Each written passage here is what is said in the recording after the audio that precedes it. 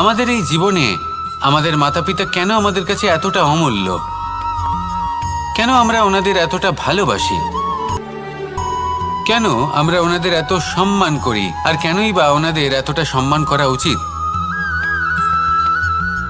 মমতার কারণে। মায়ের মনের এক ধরনের মমতা, পিতারও এক ধরনের মমতা। এই দুইয়ের মমতা ভিন্ন, কিন্তু এনাদের দুজনের মমতার কেন্দ্রবিন্দু হলো ওনাদের সন্তান।